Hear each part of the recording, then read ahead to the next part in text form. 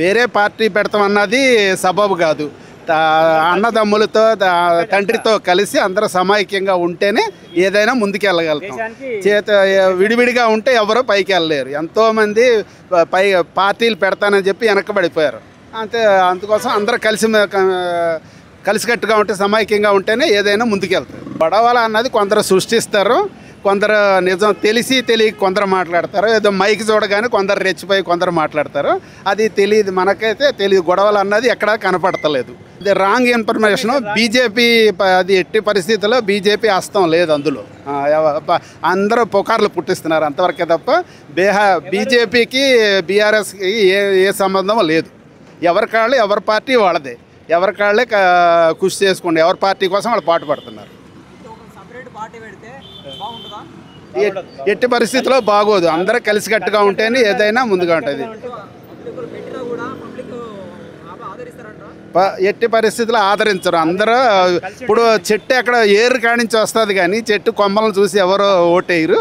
చెట్టు ఏరు ఎలా ఉందో దానికానించే జనాలు అందరూ స్పందిస్తారు. అంతా ఏరు ఒక చోటనో కొమ్మ ఒక చోట ఉంటే ఎట్టి పరిస్థితి ఏది పేరు రాదు. లేఖ రావడం అనేది నాకున్న సొంత అభిప్రాయం ఏంటంటే సార్, అది వాళ్ళ అంతర్గత అంశంగానే నేను పరిశీలిస్తున్నాను.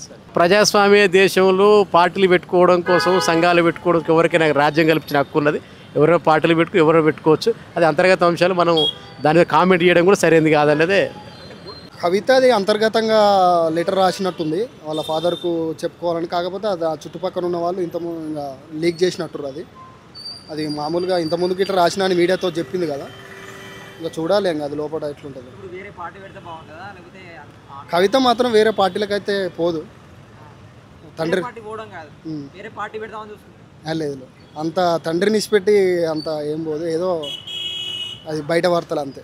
పార్టీ పెడితే అంత ఆదరించకపోవచ్చు. ఎందుకంటే ఇప్పుడు తండ్రి నుంచి వచ్చిన వారసత్వం. తండ్రి ఒక రాష్ట్రాన్ని ముఖ్యమంత్రి తెలంగాణ తెచ్చాడు. తెలంగాణ 10 సంవత్సరాలు సుభిక్షంగా గడచాలి. వాళ్ళని ఇచ్చిపెట్టి ఈమె పోతే కష్టం. ఇప్పుడు ఆ ఏపీలో ఇట్లా షర్మిల అట్నే చేసింది, ఆమె గెలవలేకపోయింది. ఈమె ఇట్లా కష్టం. అట్లా చేయదని అనుకుంటున్నా కవిత.